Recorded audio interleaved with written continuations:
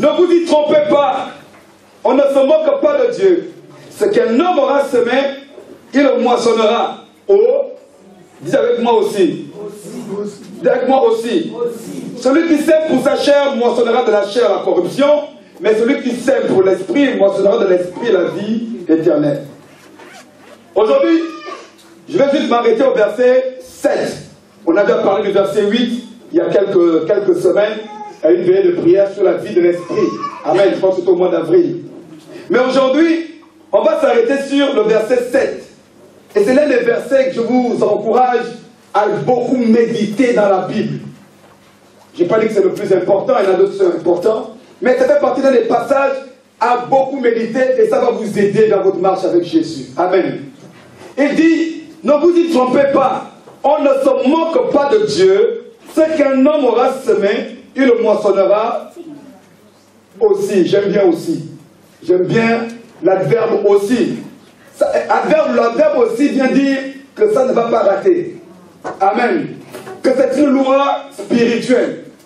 Ce que tu sèmes, tu le moissonnes. Ce que tu sèmes, tu le récoltes aussi. Bien-aimé, dans le monde spirituel, il n'y a aucune semence, alléluia, qui ne moissonne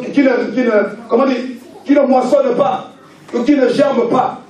Chaque chose que nous faisons dans notre vie a une incidence sur le plan spirituel. Chaque chose, chaque acte que nous posons, chaque parole que nous prononçons, alléluia, a une incidence sur le plan spirituel et par ricochet sur notre vie. L'un des problèmes et l'une des grandes ignorances qu'ont beaucoup d'enfants de Dieu. J'ai une bonne ou une mauvaise nouvelle pour toi ce matin.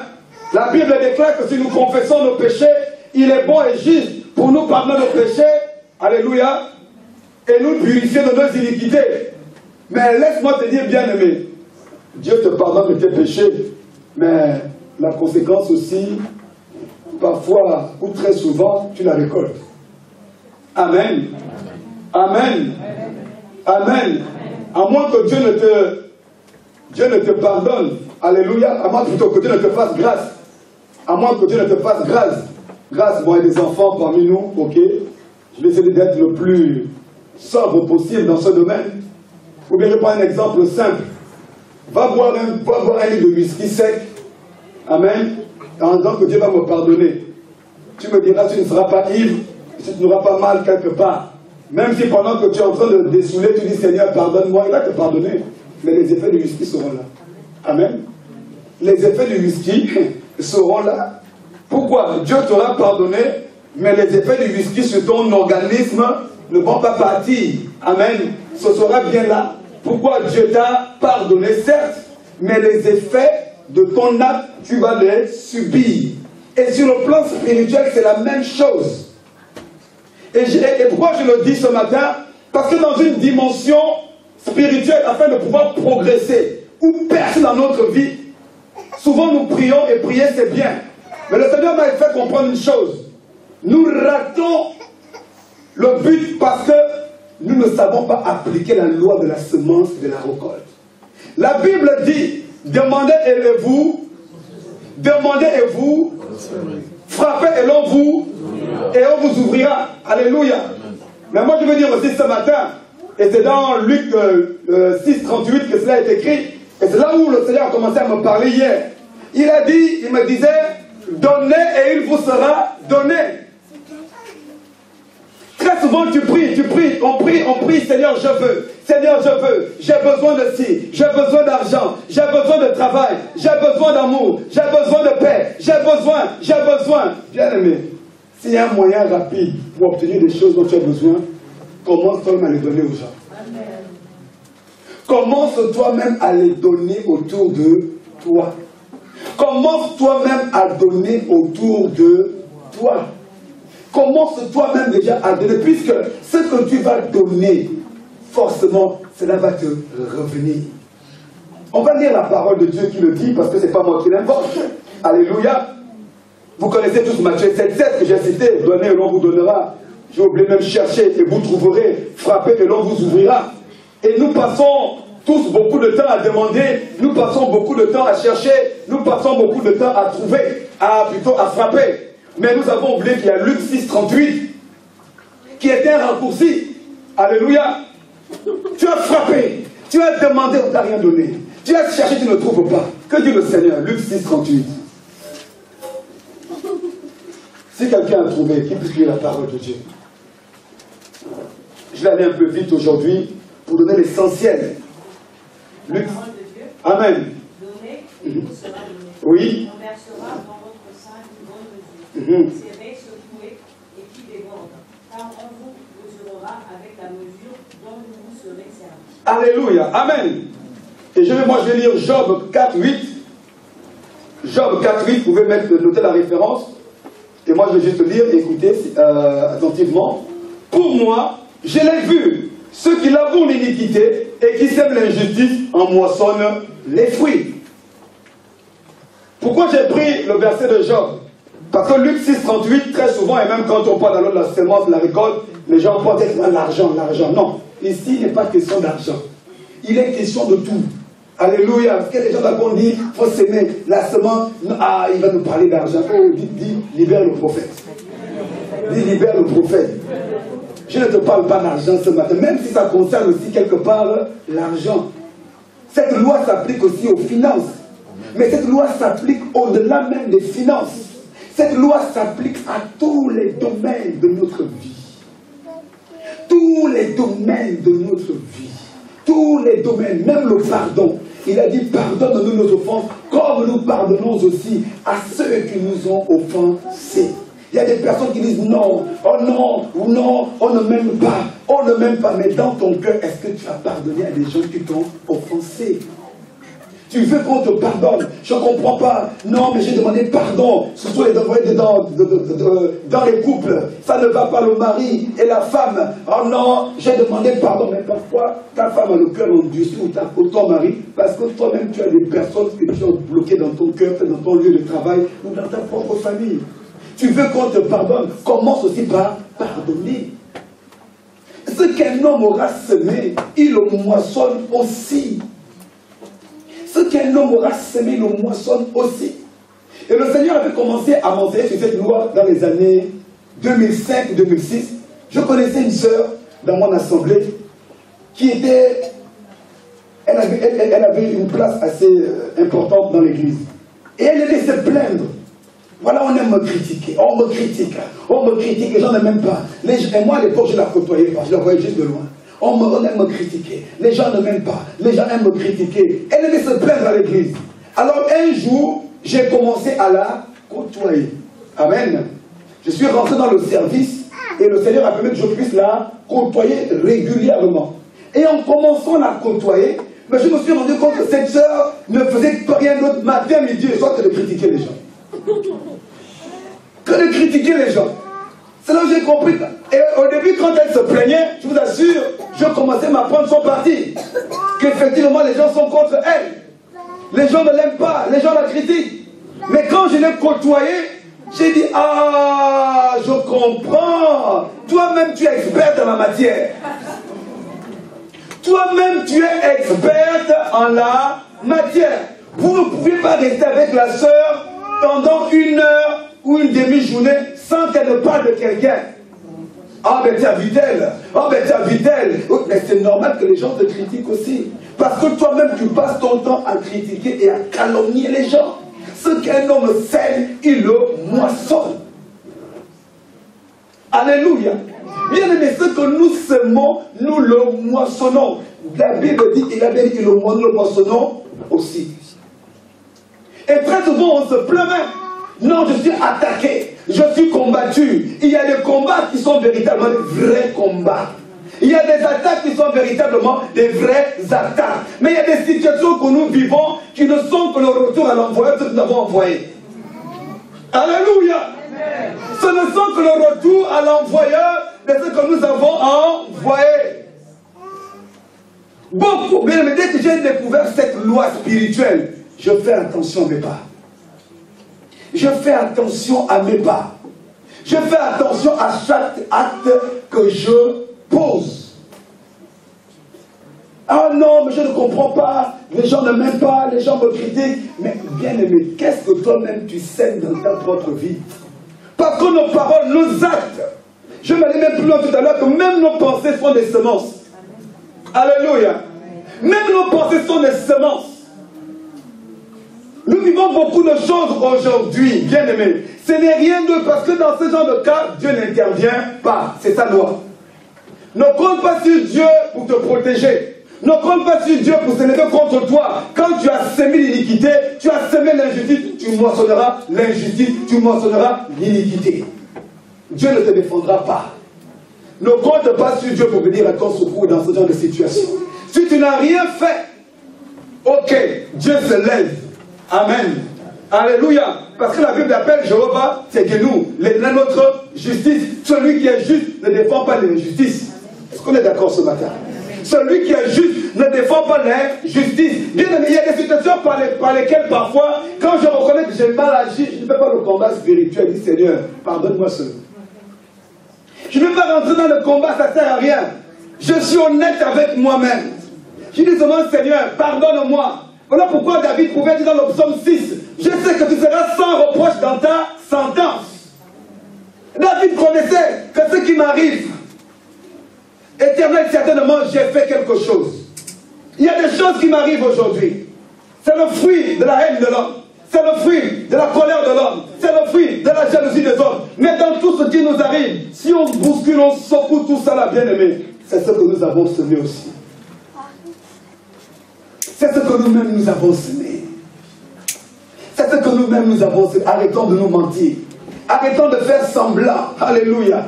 Sinon tu vas croire que c'est seulement les autres et moi. Les autres ne m'aiment pas. Et moi, je n'ai rien, je suis irréprochable. Je suis blanche comme neige. Alléluia.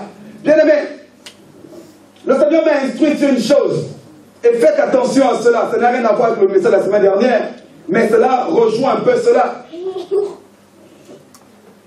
La plus grande semence que nous avons, c'est la semence de la parole. Alléluia. Voilà pourquoi la Bible dit que celui qui parle beaucoup ne manque pas de péché.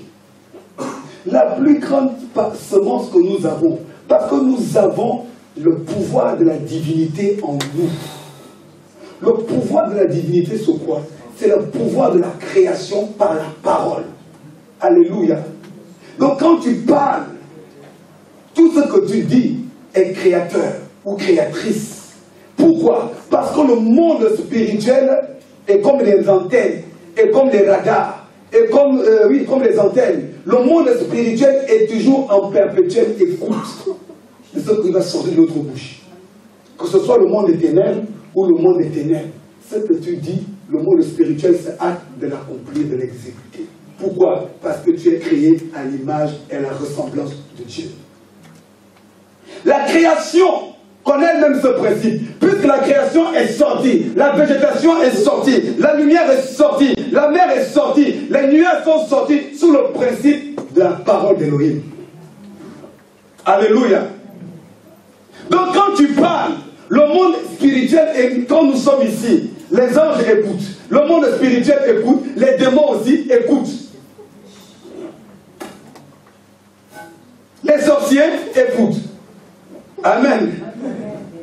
Quand tu parles chaque jour, le monde spirituel est toujours là. Qu'est-ce qu'il va dire?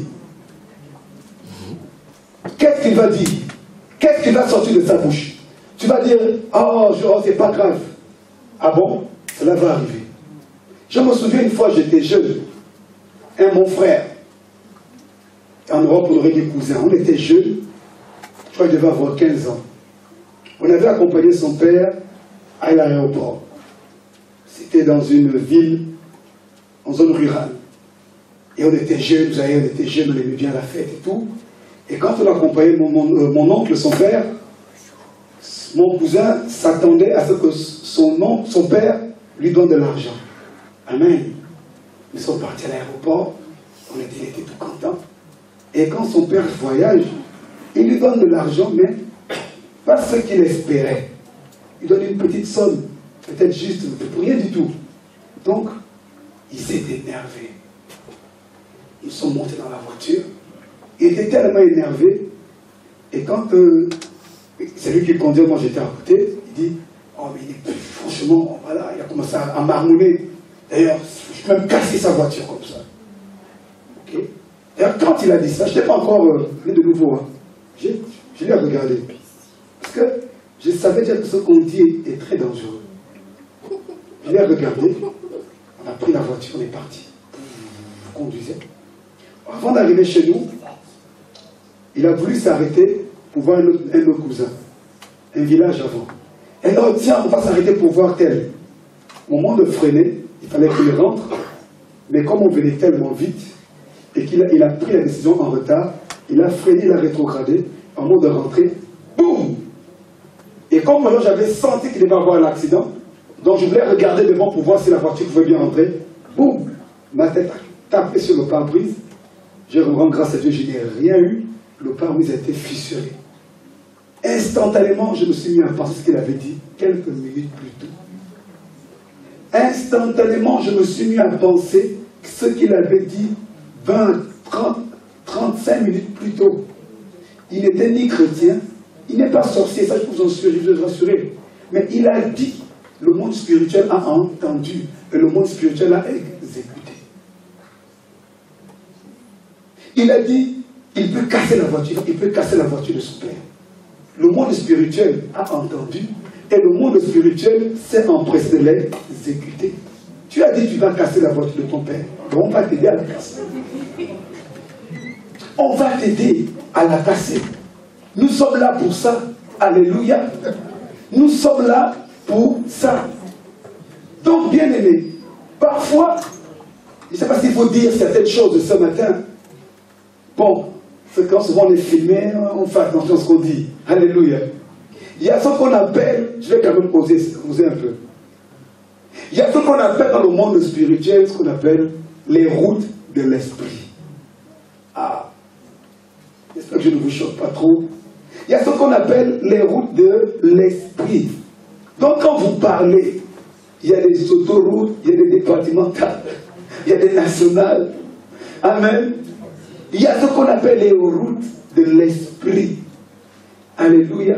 Il y en a qui naviguent et qui naviguent dans ces routes pour un but particulier. Ce qu'un homme sait, il le moissonnera. Vous connaissez l'histoire de Jacob en Genèse chapitre 29. Vous connaissez d'abord l'histoire de Jacob au début avec son frère. Vous connaissez l'histoire de Jacob par son nom. Son nom qui veut dire quoi? Usurpateur, trompeur. Son nom était attaché à lui. Toute sa vie, Jacob ne faisait que mentir, tromper pour arriver à ses fins. Alléluia. Qu'est-ce qui arrive en Genèse 29? Il va maintenant pour chercher son épouse. Notez Genèse 29, parce qu'on n'a pas le temps. Verset 1 à 35, je pense. L'histoire de Laban. Qui connaît Laban? Ah ben, vous connaissez Laban. Verset 15 à 30, autant pour moi. Vous pouvez tout lire. Alléluia. Vous pouvez tout lire. Jacob va aller voir Laban. Le trompeur va être trompé. Pourquoi? Parce qu'il va aimer l'une des filles, la plus jeune, Rachel. Alléluia. Et Laban va le tromper au moment du mariage. Et pourtant, Jacob était le fils d'Isaac. Il a la promesse d'Abraham. Mais pourquoi Dieu permet quand même que cela lui arrive? Parce que Dieu ne se répand pas de ses principes. Tu as passé ton temps à tromper. Avant que tu ne sois délivré, tu payes encore toi-même. Il est tombé sur plus trompeur que lui. Il est tombé sur plus trompeur que lui. Et le pire, c'est que là où vraiment l'affaire de Jacob est grave, c'est que c'est lui-même qui se propose même de travailler 7 ans. Si vous l'avez dit 1 an. Il dit non, je vais travailler 7 ans. Il va être tellement prophétique. Faites attention aux gens qui aiment être prophétiques. Même en te croyant prophétique, Dieu peut te faire avoir. Si au moins il avait dit non, je vais travailler 1 an, je sais que Laban aura accepté. Mais c'est lui-même qui propose 7 années. C'est pas Laban, écoutez. C'est Jacob lui-même qui propose 7 ans. Il dit non, j'aime ta fille, laisse-moi travailler 7 ans pour elle. Gars, frérot, dis même 3 ans, 1 an, tu vas dire 7 ans, mais tu ne sais pas qui tu es en face de toi. Et le pire, le truc c'est quoi? Parce que pendant ces 7 ans, là-bas, le gars avait une grâce. Là-bas, a dit non, mais ce gars-là, il est béni. Donc pourquoi il va te relâcher? Tu as suscité son appétit. Tu as suscité son gain, comme on dit. Il a vu qu'avec toi, il peut avoir plus. Travailler plus pour gagner plus. Pas pour lui, mais pour là-bas. Il dit, tu vas travailler plus pour me donner plus. Alors le jour du mariage arrive. Jacob va payer. Il va payer. Comme toi et moi, nous payons parfois chaque jour. Et on va vous dire au nom de Jésus, non, tu payes. Au sang de Jésus, non, là, le sang, je n'interviens pas, tu payes. Au narabo, charao, chapeau, ça ne marche pas, tu payes. Tu es au comptoir, tu payes. Tu as une note à payer. Tu as semé, tu payes. Tu as une pitié de nous, maman. Parfois, on est là, Nirima Soubakaya là-bas. Non, tu payes. Il y a des situations comme tu as parlé toutes les langues du monde. Les anges, tu as même parlé comme les séraphins, les chérubins. Rien ne bouge, tu es en train de payer. Tu es en train de payer. Et il n'y a rien de tel comme meilleure école que l'école où tu peux te faire payer une facture. Par exemple, que tu n'as pas payé une facture qui te coûte cher, tu vas continuer à jouer avec l'argent. Alléluia. Tant que tu n'as pas encore payé, mon ami, tu vas jouer. Et pourtant, les gens vont dire, non, Christ a tout payé, nous sommes justifiés. Ah bon, là c'est Galate, hein, c'est Paul. Alors, qu'est-ce qui se passe? Première stratégie, Dieu permet même qu'il... Et pourtant, un tricheur, un usurpateur, généralement, ils ont le discernement, les voleurs. Les tricheurs, généralement, ils ont le discernement. Mais comme Dieu voulait qu'il paye, Dieu a permis qu'il ne voit même pas qu'il y avait en tourloupe la nuit. Il aurait pu dire, mais quel est ce mariage qu'on fait la nuit? Le mariage se fait de jour. La mariée, je ne la vois même pas. Elle est voilée, elle est... Toi-même, tu as l'habitude de tricher, de tromper les gens. Dieu va dire, il faut que tu payes. Quand tu dois payer, il t'enlève même le discernement. Quand tu dois payer, il t'enlève même tous les réflexes. Là, pourquoi on a dit, on dit, oh, si j'avais su. Non, tu ne pouvais pas savoir parce que tu devais payer. Tu ne pouvais pas savoir parce que tu devais justement payer. Alléluia. Alléluia. Parfois Dieu permet cela pour que tu payes, que tu comprennes. Mais le problème c'est qu'il y a des choses que nous ne comprenons pas que nous sommes en train de payer. Nous ne comprenons pas certaines circonstances de nos jours. Quand tu es devenu chrétien, Dieu t'a tout pardonné. Mais toi tu veux recommencer à poser des actes sous le label que tout est accompli. Voilà, mais tu vas payer. Tu méprises les gens, on va te mépriser aussi. Amen. Tu lapides les autres, on va te lapider aussi. Tu calomnies les autres, on va te calomnier aussi. Alléluia, alléluia, alléluia. Non, mon ami, tout ce qu'on fait, tout se paye ici-bas. Tout ce que nous semons sur la terre, bien-aimés, tout se paye ici-bas.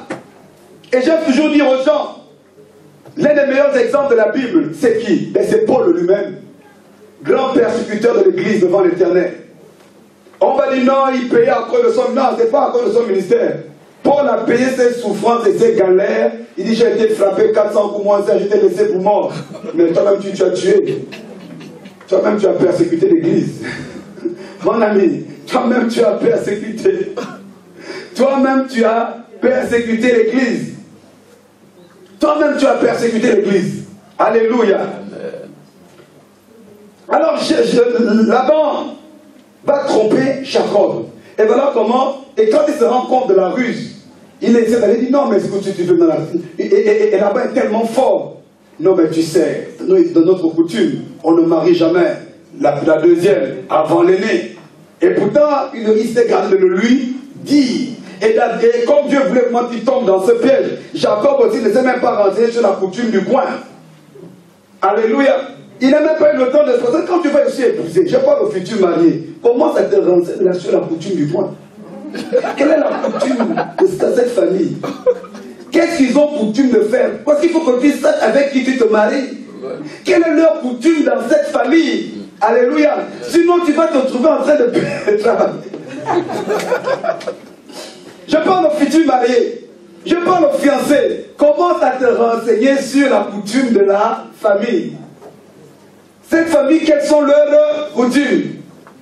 Est-ce que dans leurs coutumes, on laisse vraiment épouser la plus jeune ou l'aînée? Parce qu'on va se dire que non, mon ami, dans notre famille, il est de coutume que les femmes ne se marient pas. Donc, si tu veux épouser celle-ci, va faire un jeûne de 30 jours. Tu risques d'être surpris. Parce que là-bas, leur coutume, c'est que les femmes ne se marient pas. Là-bas, dans leur coutume, c'est les femmes qui commandent les hommes. Là-bas, dans leur coutume, c'est les femmes qui battent les hommes. Là-bas, dans leur coutume, renseigne-toi d'abord sur la coutume de celle que tu veux épouser. Toi aussi, renseigne sur la coutume de celui que tu veux épouser. Parce que là-bas, dans leur coutume, les femmes restent qu'à la cuisine. Les femmes ne restent pas au salon, c'est leur coutume. Alléluia. Ah oui, bien, mais il y a des frères ici qui nous cachent beaucoup leur coutume. Ils parlent en langue, il est zélé, il presse le feu, mais quand tu vas arriver chez lui, il te sort la carte de ça, les règles de sa coutume. Ah non, non, non, mon père, je n'ai jamais vu ma mère parler à mon père. Tais-toi. Je n'ai jamais vu ma mère. C'est sa coutume. Il y a des frères comme ça. Il est très ribabazant, très rocototonnant. Mais il a une coutume, mon ami. Le frère est bien rigandolobozia, mais il a une coutume qui va te sortir quand tu as déjà mis la bague. Tu vas découvrir que le frère a une coutume. Alléluia. Bon, moi je n'ai pas ma bague parce qu'elle est en réparation, donc ne vous inquiétez pas. C'est pas une coutume. Ma femme est là, amen. Elle est intime. Ma bague est en réparation. Ce n'est pas une. Alléluia. Parce qu'il y en a qui ont des coutumes. Alléluia. Là, je parle de manière prophétique. Amen. Quand le frère commence à te faire la cour, dis mon frère, dans ma famille, voici notre coutume. Sois honnête avec le frère. Dans notre famille, la coutume est que les femmes ne préparent pas, les femmes ne vont pas manger, ce sont les hommes qui préparent. J'ai dit, ah oui, non, tu sais, t'as vu mes ongles, tu vois la cuisine. Tu m'as bien regardé. Attends, tu me payes ma manucure. C'est notre coutume. Mais c'est la coutume. Tu vas te découvrir le frère à l'église. Tu vas venir à le frère, quand tu vas faire la bise au frère le dimanche. Frère, quand tu te mets, le frère chante les oignons. Le frère est en train de soulever une coutume.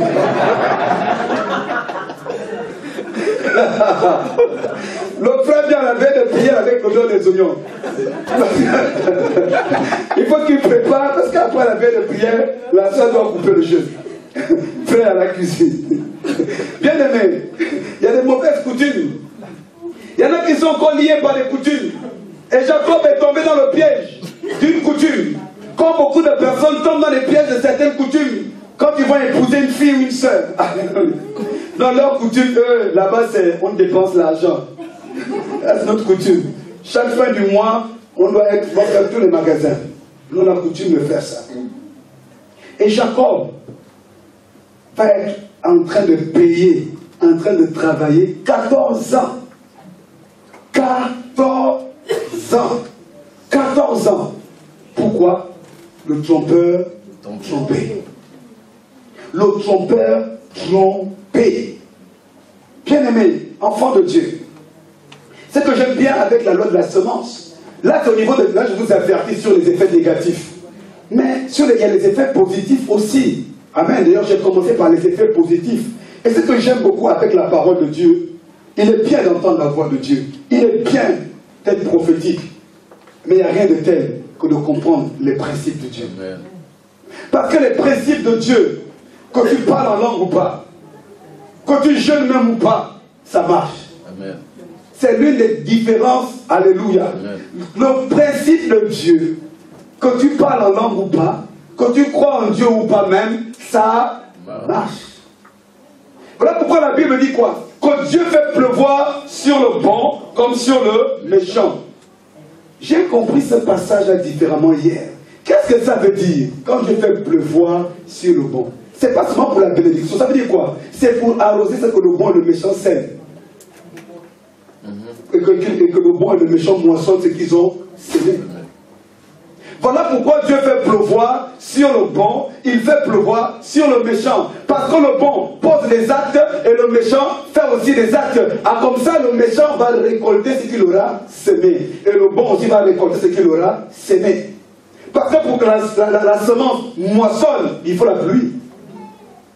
Donc quand Dieu dit qu'il fait pleuvoir sur le bon et sur le méchant, c'est que vraiment il va tout faire. Que celui qui a semé le bien récolte son bien.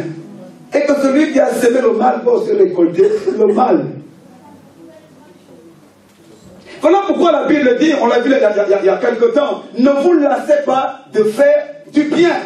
Car votre Dieu qui est juste vous le rendra au temps convenable. Ne te lasse pas d'aider. Celui qui aide sera forcément aidé. Celui qui soutient sera forcément soutenu. Voilà pourquoi la Bible dit même que celui qui ferme son oreille au cri du pauvre, l'Éternel ne l'écoutera pas lorsqu'il criera.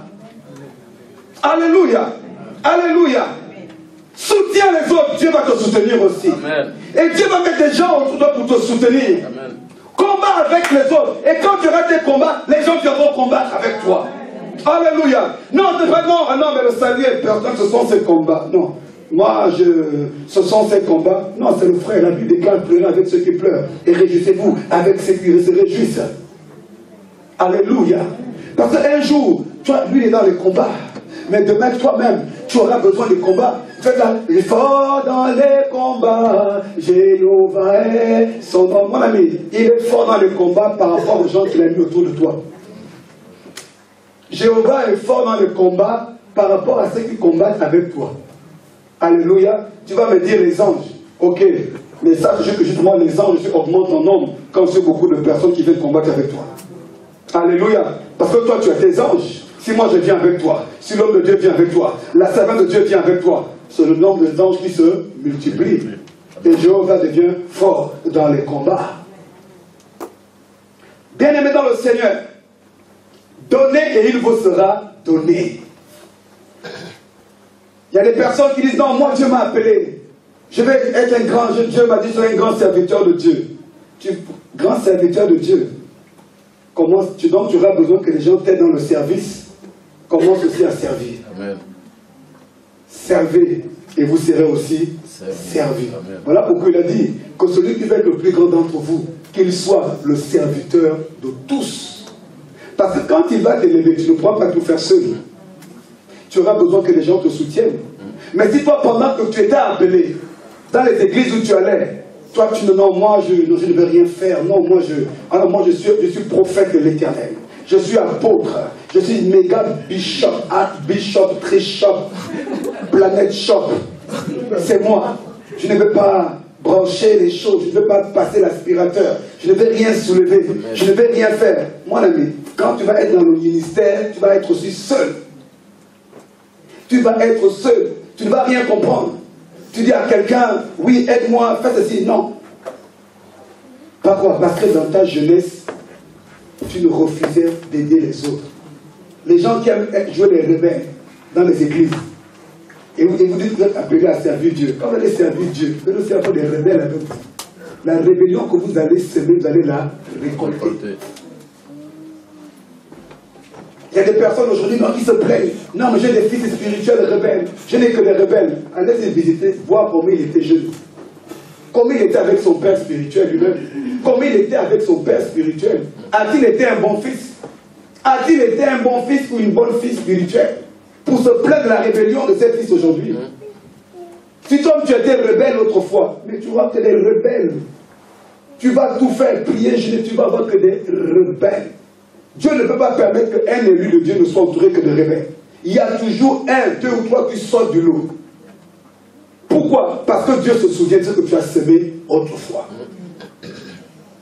Si tu as semé l'obéissance, tu vas récolter des gens, des hommes et des femmes obéissants et soumis. Si tu es soumis dans ta jeunesse, quand tu seras dans l'œuvre de Dieu, tu auras aussi des personnes obéissantes et soumises. Si tu as critiqué dans ta jeunesse, critiqué ton pasteur, critiqué ton père spirituel, toi aussi on va te critiquer. Toi aussi on va te critiquer mal, mauvais. Parce que ça ne rate pas. C'est la loi de l'Éternel. Alléluia. Alléluia. Bien-aimé, la loi de la semence, elle est aussi importante pour la prière. Voilà pourquoi j'aime l'intercession.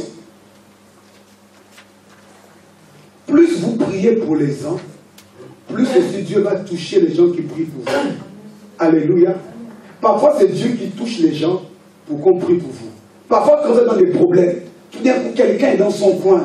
Oh, mais c'est bizarre, tu es venu dans mon esprit, j'ai eu envie de prier pour toi. Pourquoi? Parce que toi-même, tu as l'habitude de prier pour les gens. Alors Dieu, connaissant que toi, tu as prié dans ton combat, seul tu n'y arrives pas, il va passer par Bayonne, il va passer par Chantal, il va passer par Mélanie, il va passer par Virginie. Elle va être là, elle va te mettre à penser à toi. Mais pourquoi je pense à tel? Pourquoi je sens envie de prier pour tel ou tel frère? J'ai envie de prier pour tel serviteur de Dieu. Ne réfléchis pas, prie. Amen. Prie, prie, prie, prie. Et toi aussi, tôt ou tard, parfois vous savez, on a des victoires, on croit que c'est notre prière seule. Hein? Non, parce que Dieu a touché des gens à l'insu de ton plein Christ. Tu n'étais même pas au courant, qui t'ont soutenu dans le... Qui ont prié pour toi. Amen. Ils étaient là, ils se sont mis à prier pour toi, sans se rendre compte. Et Dieu t'a fait sortir de la galère. Et toi, tu crois que non, parce que j'ai fait 21, je dis non, il y a des gens qui ont prié pour toi. La Bible déclare qu'il va se dire maintenant, j'ai un intercesseur. Amen. Alléluia. Est-ce que vous savez même que quand parfois vous parlez en langue, ou bien quand les gens parlent en langue, ils peuvent prier pour quelqu'un en parlant en langue sans se rendre compte? Tu fais la tu penses faire ribobo et tu penses à moi, ou tu penses à l'apôtre, ou tu penses au pasteur, et toi tu dis tu parles juste en langue, mais tu es en train de prier pour la personne. Parfois tu es en train de prier pour la personne. Dieu passe par toi pour que tu pries pour la personne. Bien-aimé, ne négligeons pas, aspirez à s'aimer des bonnes choses. Moi quand j'avais compris cette affaire-là, c'était la même année, il y avait une sœur dans mon assemblée, elle était chante. Elle était fidèle. Mais elle n'avait pas de moyens. Elle avait une voiture et je voyais comment elle faisait tout pour venir tout à l'église. Et elle travaillait au marché, comme on appelle, à Rungis. Elle bossait à Rungis les samedis jusqu'à 4h ou 5h et elle venait à l'église. Et le Seigneur m'avait touché. J'ai dit, waouh, Seigneur. J'ai dit de temps en temps, pourtant moi j'avais des problèmes. Mes finances n'étaient pas au point. Un jour, je suis venu vers elle. Il dit, sœur, ça va? Voici ce que Dieu me donne de te donner. Je dis, mets l'essence dans ta voiture. Je savais que c'était compliqué pour elle. Et je savais qu'elle servait le Seigneur avec un cœur. Dès que j'ai commencé à faire ça, tu sèmes, tu reçois. Tu sèmes le respect, tu reçois le respect. Tu sèmes l'amour, tu reçois l'amour. Et les gens disent, non, on ne m'aime pas, on ne me considère pas. Mais toi, tu considères qui? Toi, tu aimes qui? Non, on ne m'aime pas, on ne me considère pas. Hein, nous sommes experts dans ces choses-là. Peu importe si les gens ne t'aiment pas, mais toi, positionne-toi en tant qu'homme et femme qui a plein d'amour. Commence à donner de l'amour. Peu importe ceux qui ne t'aiment pas, peu importe ceux qui ne te considèrent pas. Moi, je sais que Dieu a dit, aimez-vous les uns pour les autres. Je n'attends pas d'abord qu'on m'aime. Je n'attends pas qu'on me donne de l'amour. Je veux me positionner pour aimer tout le monde.